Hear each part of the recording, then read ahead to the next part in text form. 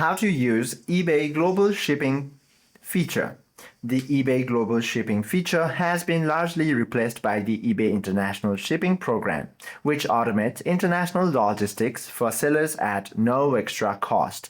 So, first of all, go ahead and launch the application onto your device. Then, tap on My eBay option or Seller Hub if you have seller account.